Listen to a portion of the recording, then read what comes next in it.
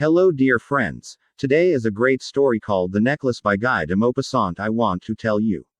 Let's go to today's story without delay.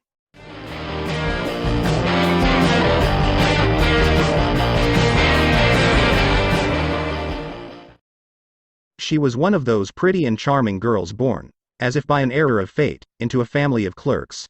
She had no dowry, no expectations, no means of becoming known, understood, loved or wedded by a man of wealth and distinction, and so she let herself be married to a minor official at the Ministry of Education. She dressed plainly because she had never been able to afford anything better, but she was as unhappy as if she had once been wealthy. Women don't belong to a caste or class. Their beauty, grace, and natural charm take the place of birth and family. Natural delicacy, instinctive elegance and a quick wit determine their place in society, and make the daughters of commoners the equals of the very finest ladies. She suffered endlessly, feeling she was entitled to all the delicacies and luxuries of life. She suffered because of the poorness of her house as she looked at the dirty walls, the worn-out chairs and the ugly curtains. All these things that another woman of her class would not even have noticed, tormented her and made her resentful. The sight of the little Brenton girl who did her housework filled her with terrible regrets and hopeless fantasies. She dreamed of silent ante-chambers hung with oriental tapestries, lit from above by torches in bronze holders, while two tall footmen in knee-length breeches napped in huge armchairs, sleepy from the stove's oppressive warmth.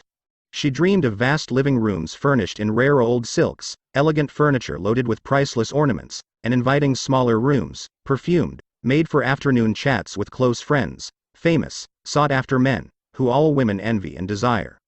When she sat down to dinner at a round table covered with a 3-day-old cloth opposite her husband who, lifting the lid off the soup, shouted excitedly, "Ah! Beef stew! What could be better?" She dreamed of fine dinners, of shining silverware, of tapestries which peopled the walls with figures from another time and strange birds in fairy forests. She dreamed of delicious dishes served on wonderful plates, of whispered gallantries listened to with an inscrutable smile as one ate the pink flesh of a trout or the wings of a quail. She had no dresses, no jewels, nothing, and these were the only things she loved. She felt she was made for them alone. She wanted so much to charm, to be envied, to be desired and sought after. She had a rich friend, a former schoolmate at the convent, whom she no longer wanted to visit because she suffered so much when she came home. For whole days afterwards she would weep with sorrow, regret, despair and misery. One evening her husband came home with an air of triumph, holding a large envelope in his hand. "Look," he said, "here's something for you." She tore open the paper and drew out a card, on which was printed the words: "The Minister of Education and me. Georges Ramponneau requests the pleasure of M. and me. Loisel's company at the Ministry, on the evening of Monday, January 18th. Instead of being delighted, as her husband had hoped, she threw the invitation on the table resentfully, and muttered, "What do you want me to do with that? But, my dear, I thought you would be pleased. You never go out, and it will be such a lovely occasion. I had awful trouble getting it. Everyone wants to go. It is very exclusive, and they're not giving many invitations to clerks. The whole ministry will be there."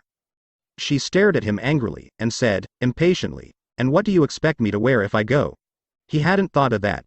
He stammered, "Why, the dress you go to the theater in. It seems very nice to me." He stopped, stunned, distressed to see his wife crying. 2 large tears ran slowly from the corners of her eyes towards the corners of her mouth. He stuttered, "What's the matter? What's the matter?" With great effort she overcame her grief and replied in a calm voice, as she wiped her wet cheeks, "Nothing. Only I have no dress and so I can't go to this party. Give your invitation to a friend whose wife has better clothes than I do." He was distraught, but tried again. "Let's see, Matilda. How much would a suitable dress cost, one which you could use again on other occasions, something very simple?" She thought for a moment, computing the cost, and also wondering what amount she could ask for without an immediate refusal and an alarmed exclamation from the thrifty clerk. At last she answered hesitantly, "I don't know exactly, but I think I could do it with 400 francs. He turned a little pale, because he had been saving that exact amount to buy a gun and treat himself to a hunting trip the following summer, in the country near Nanterre, with a few friends who went lark shooting there on Sundays. "However," he said, "very well, I can give you 400 francs. But try and get a really beautiful dress." The day of the party drew near, and Madame Loisel seemed sad, restless, anxious. Her dress was ready, however. One evening her husband said to her, What's the matter? You've been acting strange these last 3 days. She replied. I'm upset that I have no jewels, not a single stone to wear. I will look cheap. I would almost rather not go to the party. You could wear flowers, he said. They are very fashionable at this time of year.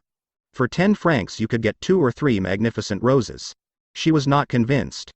No. There is nothing more humiliating than looking poor in the middle of a lot of rich women. How stupid you are. Her husband cried. Go and see your friend Madame Forestier and ask her to lend you some jewels. You know her well enough for that. She uttered a cry of joy. Of course. I had not thought of that. The next day she went to her friend's house and told her of her distress. Madame Forestier went to her mirrored wardrobe, took out a large box, brought it back, opened it, and said to Madame Loisel, choose, my dear. First she saw some bracelets, then a pearl necklace, then a gold Venetian cross set with precious stones, of exquisite craftsmanship. She tried on the jewelry in the mirror, hesitated, could not bear to part with them, to give them back. She kept asking. You have nothing else? Why, yes. But I don't know what you like. Suddenly she discovered, in a black satin box, a superb diamond necklace, and her heart began to beat with uncontrolled desire. Her hands trembled as she took it. She fastened it around her neck, over her high-necked dress, and stood lost in ecstasy as she looked at herself. Then she asked anxiously, hesitating. Would you lend me this, just this? Why, yes, of course. She threw her arms around her friend's neck, embraced her rapturously, then fled with her treasure. The day of the party arrived. Madame Loisel was a success. She was prettier than all the other women, elegant, gracious, smiling, and full of joy. All the men stared at her, asked her name, tried to be introduced. All the cabinet officials wanted to waltz with her. The minister noticed her. She danced wildly, with passion, drunk on pleasure, forgetting everything in the triumph of her beauty, in the glory of her success, in a sort of cloud of happiness, made up of all this respect, all this admiration, all these awakened desires, of that sense of triumph that is so sweet to a woman's heart. She left at about 4 o'clock in the morning. Her husband had been dozing since midnight in a little deserted anteroom with 3 other gentlemen whose wives were having a good time. He threw over her shoulders the clothes he had brought for her to go outside in, the modest clothes of an ordinary life, whose poverty contrasted sharply with the elegance of the ball dress. She felt this and wanted to run away, so she wouldn't be noticed by the other women who were wrapping themselves in expensive furs. Loisel held her back. Wait a moment, you'll catch a cold outside. I'll go and find a cab. But she would not listen to him, and ran down the stairs. When they were finally in the street, they could not find a cab, and began to look for one, shouting at the cabman they saw passing in the distance. They walked down toward the Seine in despair, shivering with cold. At last they found on the quay one of those old night cabs that one sees in Paris only after dark, as if they were ashamed to show their shabbiness during the day. They were dropped off at their door in the Rue des Martyrs, and sadly walked up the steps to their apartment. It was all over, for her. And he was remembering that he had to be back at his office at 10 o'clock. In front of the mirror, she took off the clothes around her shoulders, taking a final look at herself in all her glory. But suddenly she uttered a cry. She no longer had the necklace round her neck. What is the matter? Asked her husband, already half undressed. She turned towards him, panic-stricken. I no longer have Madame Forestier's necklace. He stood up, distraught. What? How? That's impossible. They looked in the folds of her dress, in the folds of her cloak, in her pockets, everywhere. But they could not find it. Are you sure you still had it on when you left the ball? He asked. Yes. I touched it in the hall at the ministry. But if you had lost it in the street we would have heard it fall. It must be in the cab. Yes. That's probably it. Did you take his number? No, and you, didn't you notice it? No. They stared at each other, stunned. At last Loisel put his clothes on again. I'm going back, he said, over the whole route we walked. See if I can find it. He left. She remained in her ball dress all evening, without the strength to go to bed, sitting on a chair, with no fire, her mind blank. Her husband returned at about 7 o'clock. He had found nothing.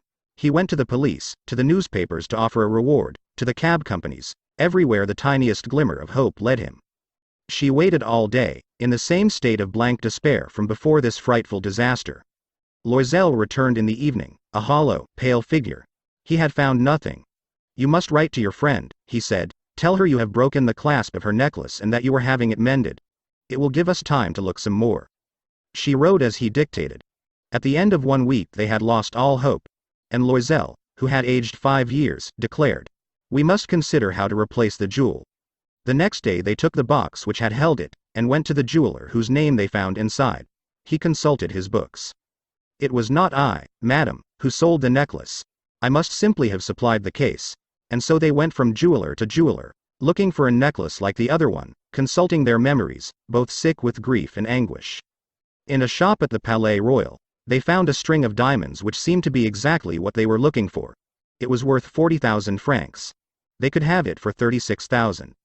So they begged the jeweler not to sell it for 3 days, and they made an arrangement that he would take it back for 34,000 francs if the other necklace was found before the end of February. Loisel had 18,000 francs which his father had left him. He would borrow the rest. And he did borrow, asking for 1,000 francs from one man, 500 from another, 5 louis here, 3 louis there. He gave notes, made ruinous agreements, dealt with usurers, with every type of moneylender.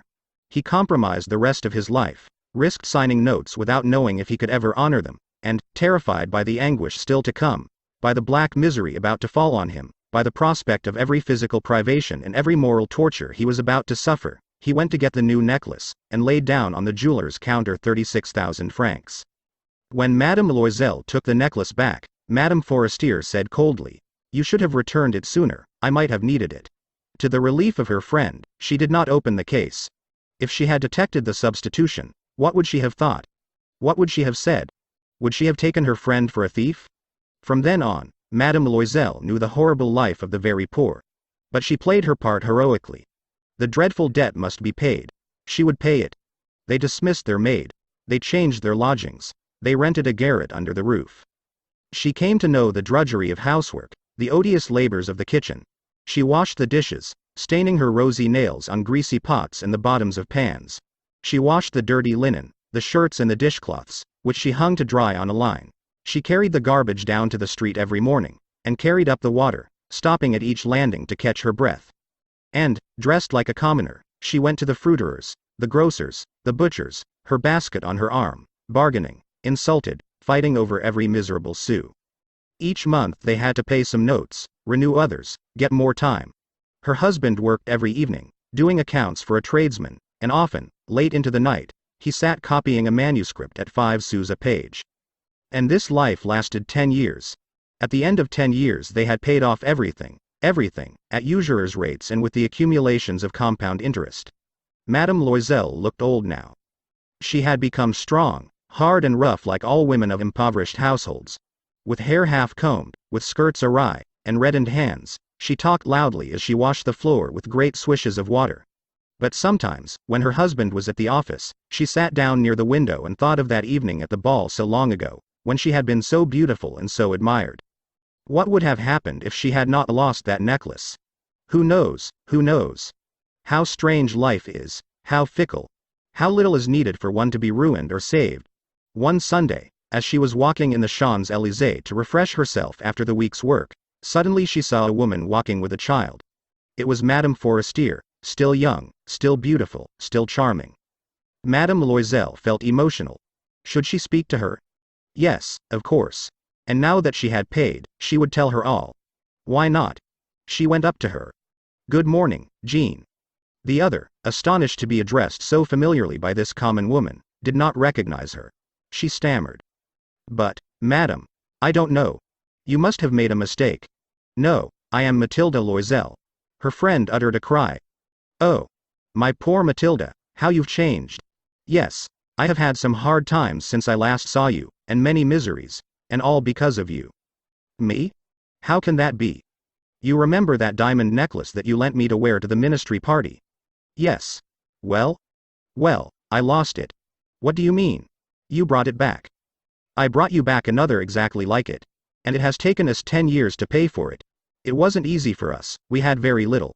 But at last it is over, and I am very glad." Madame Forestier was stunned. "You say that you bought a diamond necklace to replace mine?" "Yes. You didn't notice then. They were very similar." And she smiled with proud and innocent pleasure. Madame Forestier, deeply moved, took both her hands.